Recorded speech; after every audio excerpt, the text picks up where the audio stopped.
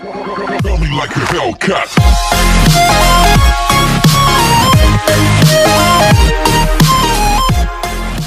Hey everybody, what's going on? Welcome back to the channel. Before this video starts, don't forget to hit the like button, subscribe if you're new, and turn on post notifications so you never miss a video. In this video, I'm going to be showing you guys an impromptu invisible deck. I'm sure most magicians know exactly what the invisible deck is, but if you don't, it's essentially a trick where the spectator names any card, and that happens to be the card that is face down in the middle of the deck. So, it's a trick deck. I have an invisible deck right here. It's a trick deck, and it can be purchased. So, for example, you name the Six of Spades, for example, okay? And if I just spread through just like this, there's actually one card facing the opposite direction from the rest of these, and it just so happens to be the Six of Spades. So that's essentially what the invisible deck is. But again, it's a trick deck you have to purchase. So I'm going to show you guys an impromptu way to do it with a regular deck of cards. And it can be borrowed. There is a way to do this where it can be borrowed. I'm going to be teaching you that version as well as where you'd be using your own deck. That's pretty much normal. So let's go ahead and get right into the performance. Okay guys, so let's go ahead and get right into this. So I can hand the cards over to the spectator, instruct them to give this deck a quick riffle shuffle. They can actually riffle shuffle these cards as much as they want to. They can also cut the deck just like this if they want. It doesn't matter what they do. So here's what's going to happen. You're done shuffling the cards. I want you to think of any card, not the Six of Spades here, because obviously, you know, a lot of people probably think the Six of Spades because they see it. So that'd be cheating. So I want you to think of any card besides the Six of Spades, and let me know when you thought of it. If you have, what card are you thinking of? Let's just say the spectator is thinking of the Ace of Spades in this case. So look, as you guys can see, all the cards are facing a very particular direction. They're all facing face up at the moment, except for one particular card. And wouldn't it be crazy if this card was the card you named the Ace of Spades? So that was the trick, guys, and now let's learn how to do it. Okay guys, so let's go ahead and get right into how to do this. So all you're going to need to make this trick work is a double backer. If you don't have a double backer, then you can take two cards just like this and use some double stick tape and stick them together just like that. And if you don't want to do that, there is a way to do this without a double backer, and I will teach you guys how to do that after I teach you guys how to do it with a double backer. So take your double backer, and you can lose it in the middle of the deck anywhere you want. It does not matter. And you're going to instruct the spectator to shuffle up the cards. So how you're going to do this is a very specific way. You don't want to just say, here, shuffle up the cards, because if they start to overhand shuffle, just like this, and perhaps they might accidentally see that double backer. You don't want them to see that. So what you're going to do is you're just going to hand it over to them and say, here, give these cards a quick riffle shuffle. So that way they're kind of forced to just give it a quick riffle shuffle real quick. And whenever they do that, chances are they're most likely not going to see that face down card. So just hand it over and just let them shuffle up the cards just like that. They're also allowed to completely cut up the deck as much as they want to, just so long as they don't really overhand shuffle it. And they're doing shuffles that kind of require them to not look at the faces of the cards. As long as they're looking at the backs, we're fine.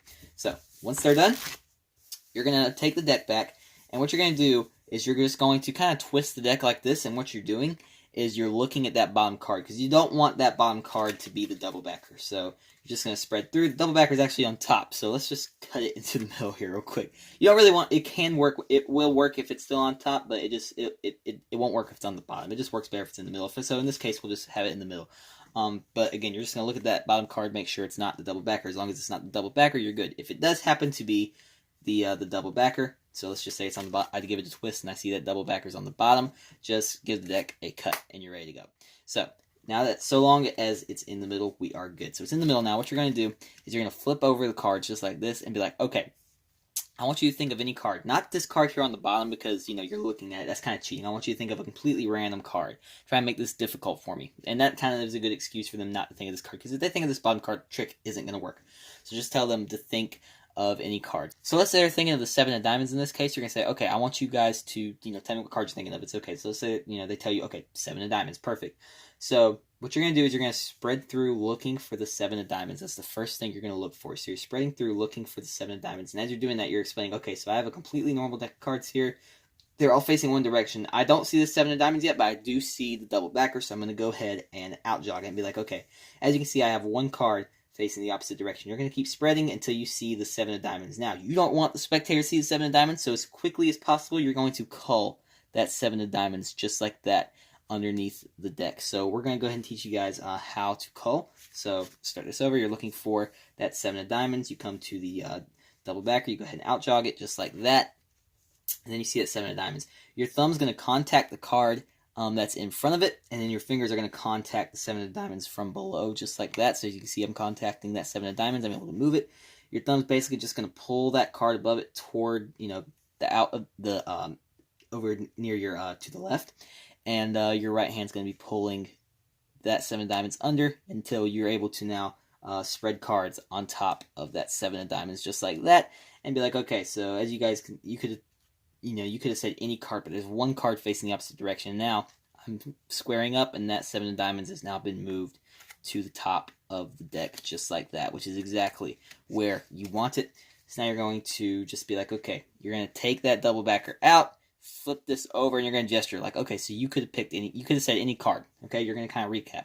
And whenever you do this, you're going to do a push off pinky break, just like that. In the motion of doing this is when you do that push off pinky break. And essentially what you're doing is pushing off the top card and bringing it back and holding your pinky there as a spot. Sorry, I was squaring up the cards with my chest. But just like this. Be like, okay, you could have touched any card just like that. Okay, and you got to push off pinky break. Lay this double on top just like that. And now you're going to flip over this double. So you got to break underneath the top 2 cards here. You're going to flip it over. Be like, okay, boom, 7 of diamonds just like that. And because of that double backer, you're able to thumb off the card just like that and then completely clean. So let's backtrack for a second. Whenever I just showed you guys how to do this, the 7 of diamonds was on the left side of the double backer. So what if it's on the other side? So instead of coming to the double backer first and then culling the 7, what if you have to cull the 7 first, then out jog the double backer? It's simple. All you have to really do is just look for the 7 of diamonds. I see the 7 of diamonds. I'm going to cull it just like that. Okay, and I'm just going to keep spreading and spreading, and I'm holding it just the 7 of diamonds just right here, and I'm spreading. And I'm spreading and I'm spreading, and now I find that double backer. I'm just going to contact it just like that, out jog it, and just keep spreading. And it's literally all you have to do. It doesn't really affect the trick. You're going to square up, and just like before, you're just going to do everything just like before. Take out that double backer. Be like, okay, you could have touched any card, or you could have said any card. Flip the double over, show it's the 7 of diamonds, and boom, you in completely clean. So now, how to do it without a double backer. So you don't have a double backer. So one thing I did forget to mention is you want to have a pack of 52 playing cards, because if they name a card you don't happen to have, then that's pretty sad. So let's say you don't have a double backer, or you don't want to make one. So just take a joker. And again, you're taking a joker because you want to have a pack of 52 playing cards. And if you don't use a joker, then obviously you're taking away one of the cards. So just use a joker in this case. And it's going to play as your double backer. So there's a few downsides to using a joker. For one, the spectator can't exactly shuffle the cards, because even if they did give it a riffle shuffle, that joker is going to flash. So let me just kind of show you guys. As you can see, if you were to start riffling just like this, there's obviously a really good chance that that joker is going to flash. So they can't give it, the spectator can't shuffle the cards, but you, the magician, can. You can give it a pharaoh shuffle. Just make sure you don't accidentally cut to that joker, so you can give it a pharaoh shuffle if you want to, just like that.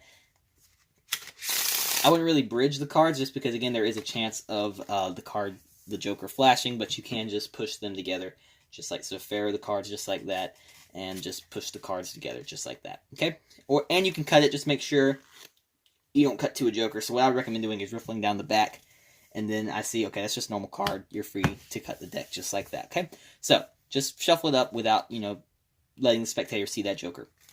So once you've done that, what you're going to do is you're essentially going to do the same thing. You're going to flip it over and be like, okay, think of any card, just not the bottom card, ace of spades in this case. You're going to spread through, looking for the ace of spades, and it's essentially the same thing. You're going to look for the ace of spades. I don't see it, but I do come to that joker. You're going to out jog it.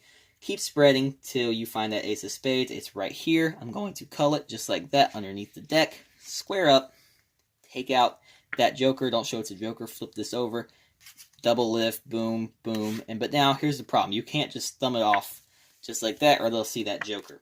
So what you have to do is what's called a KM move. So I'm going to take the card, act like I'm going to flip it over like a double. But what's going to happen is, as I'm flipping it over, my fingers are going to contact those 2 cards, and your fingers are going to hold that top card as you peel that ace from underneath it as I lay it down, just like that. So now that joker has been ditched on top of the deck, and the ace of spades has been laid right here singly for it to be inspected. So it's going to look again something like this at full speed. Okay, and that is the trick, and that's essentially what the KM move is. So that is the trick, guys. I hope you guys enjoyed it. This is the impromptu invisible deck, so if you guys don't happen to have an invisible deck, this is a trick you can do. That's essentially the same effect, just a little bit more sleight of hand involved. And, I definitely recommend purchasing an invisible deck. It's a very, very powerful effect. I'll leave a link down in the description if you guys want to purchase an invisible deck, as well as this deck of cards. I always leave a link down to the deck of cards I use in my videos. That does indeed come with a double backer, so if you guys want a deck that comes with a double backer, this is a good deck to have. And it will definitely benefit you guys a lot. You can use double backers and a lot of tricks. But that is the trick, guys. I hope you guys enjoyed it. Again, don't forget to subscribe. We're trying to hit 200 subscribers before the end of February. I think it's possible, and there might be something a little special if we can do that, guys. So definitely recommend subscribing. And with that, I will see you guys in the next video. See you later.